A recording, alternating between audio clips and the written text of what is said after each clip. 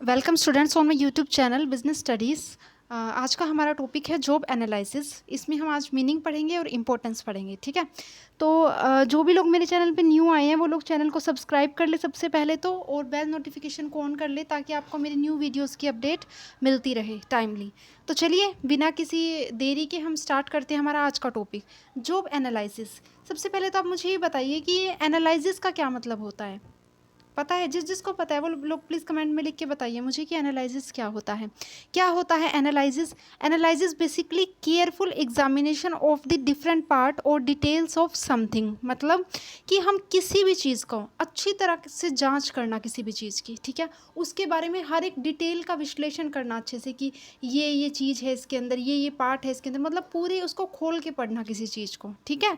तो उसी को बोलते हैं हम एनालिसिस। तो आपको एनालाइज समझ आ गया होगा। और जॉब एनालिसिस क्या होता है? जब हम जॉब को अच्छी तरीके से एग्जामिनेशन करते हैं उसका, ठीक है, उसकी डिटेल्स निकालते हैं कंप्लीट कि क्या जॉब है, कैसे की जाएगी, किस तरीके की स्किल्स ज़रूरी होंगी इसके लिए, ठीक है, कैसा टेक्निकल वर्क है कि मैनेजर वर्क है, नेचर कैसा है जॉब का, ये सब चीज़ें हम लोग इसमें डिफ़ाइन करते हैं। तो आइए हम लोग स्टार्ट करते हैं डेफिनेशन से।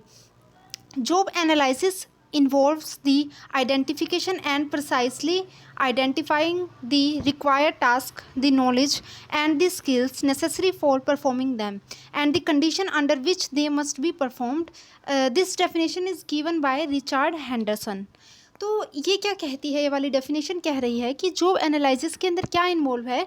इसके इन्वॉल्व है आइडेंटिफाई करना, ठीक है, किस किस चीज़ को आइडेंटिफाई करना, जो नॉलेज चाहिए जॉब के लिए, जो स्किल्स चाहिए, टास्क चाहिए, ठीक है, किसी भी जॉब को परफॉर्म करने के लिए, और किस कंडीशंस के अंदर वो जॉब परफॉर्म होगी। तो इसी चीज़ को हम क्या कहते हैं? जॉब एनालिसिस कहते हैं। मतलब किसी चीज़ का पूरी तरीके से हम एग्जामिनेशन कर रहे हैं, केयरफुल एग्जामिनेशन कर रहे हैं डिफरेंट पार्ट्स के जॉब का।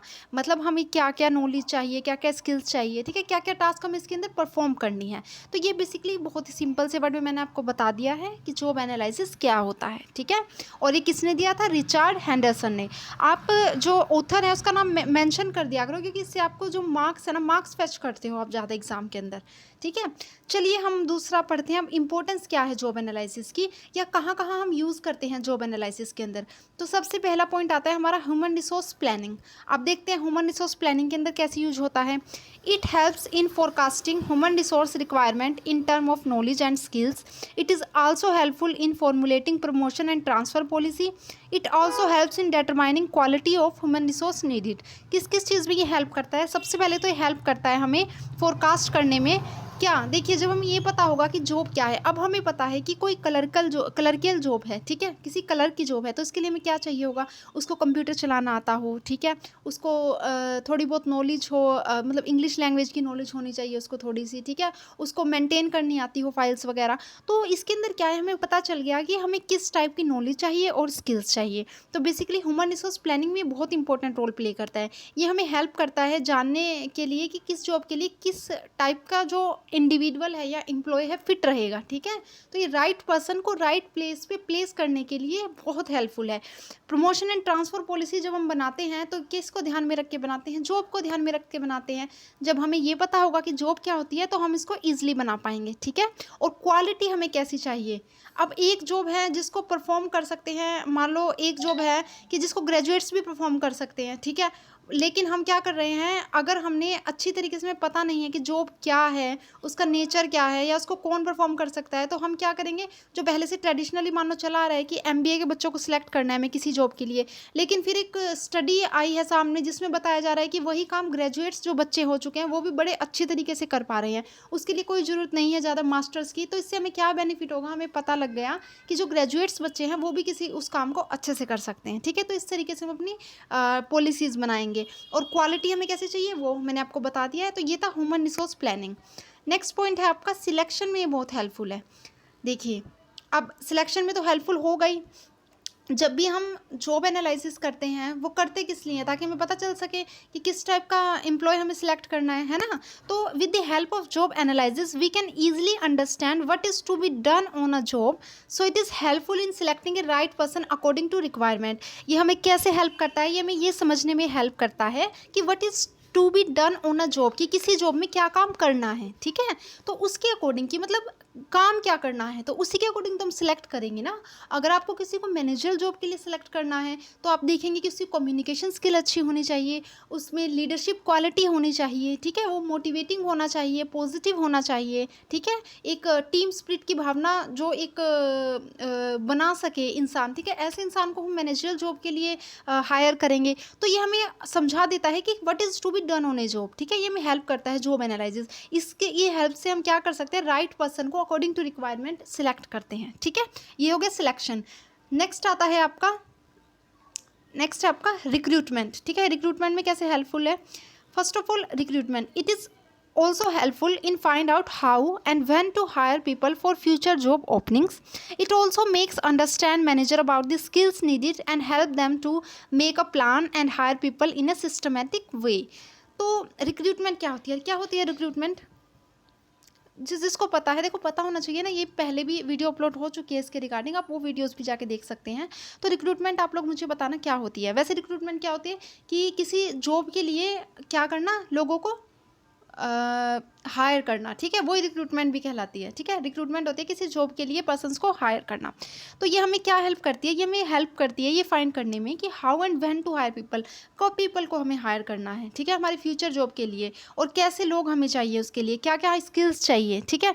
जिससे अगर हमें ये सब चीज़ें पता चल जाएंगी, स्किल्स क्या चाहिए, नॉलेज चाहिए, एक्सपीरियंस चाहिए, ये सब चीज़ों को हम बना लेंगे किसी जॉब के अंदर, तो वो हमें किस में हेल्प करेगी, वो हमें प्लान करने में हेल्प करेगी और हायर करने में पीपल को इन्हें सिस्टमेटिक वे के अंदर, ठीक है। फिर ये नहीं होगा कि ऐसा भी तो हो सकता है अगर हमने सिस्टमेटिक प्लान नहीं बनाया, ठीक है, अच्छी तरीके से, मतलब एक सिस्टमेटिक वे में हमने प्लान नहीं बनाया, हमने नहीं लिखा कि इसके अंदर क्या स्किल्स चाहिए, क्या नॉलेज होनी चाहिए, प्रॉपर एक्सपीरियंस नहीं लिखा कि हाँ उसका एक्सपीरियंस होना चाहिए, ठीक है, किसी चीज़ के लिए। अब मान लो कोई टेक्निकल जॉब है, अब आप उसके लिए तो है नहीं कि कोई फ्रेशर को आप एकदम से उसको वो जॉब दे देंगे, ठीक है, उसके लिए आपको चाहिए कि आप उसे ट्रेनिंग प्रोवाइड करवाएं, ठीक है। आप देखें कि उसको एक्सपीरियंस कम से कम 1-2 साल का होना चाहिए, आप फुल्ली फ्रेशर को नहीं सिखा सकते, उसको कम से कम 1-2 साल का एक्सपीरियंस होना चाहिए उस फील्ड के अंदर, तब आप वो जॉब देंगे। बहुत सी जॉब ऐसी होती है जिसके अंदर हम एक्सपीरियंस लिखा होता है कि हाँ आपको होना चाहिए इतना एक्सपीरियंस कम से कम, ठीक है। तो ये हमें इसमें हेल्प करता है कि हमें पता लग सके कि हमें किस किस स्किल्स की ज़रूरत है। नेक्स्ट है training. If there is any confusion about what the job is then training efforts can't be initiated. We can identify the need of training for current job holder only after proper job analysis. मतलब क्या है, अगर हमें कुछ confusion होगा कि job ही क्या है, ठीक है, हमें यही नहीं पता है कि जॉब है क्या और उसके अंदर किस तरीके से काम करना है, ठीक है, तो हम क्या करेंगे, हमारे जो ट्रेनिंग एफर्ट्स हैं हम अलग अलग उसमें देते रहेंगे ट्रेनिंग, लेकिन हमें कोई रिजल्ट उसका मिलेगा नहीं। तो क्या होगा, इससे जो भी हमारे एफर्ट्स हैं वो बेकार चले जाएंगे, या तो हम शुरू ही नहीं कर पाएंगे। जब हम जॉब को ही नहीं जानते, जॉब की नेचर को नहीं जानते, तो ट्रेनिंग किस चीज़ के लिए देंगे हम लोग। तो ये हमें क्या आइडेंटिफाई करने में हेल्प करता है कि ट्रेनिंग जो करंट जॉब होल्डर है उसको किस चीज़ की ट्रेनिंग की ज़रूरत है और किस चीज़ में वीक है, ठीक है। नेक्स्ट है आपका प्लेसमेंट एंड ओरिएंटेशन। अब देखिए इसके अंदर क्या है कि we can place right person at right job without analyzing what needs to be done on a job. मतलब कि हम एक सही व्यक्ति को सही स्थान पर नहीं तब तक नहीं ला सकते जब तक हमें पता ना हो कि जॉब के अंदर करना क्या है, ठीक है। सब में एक ही बात है, देखो सिंपल सी बात है।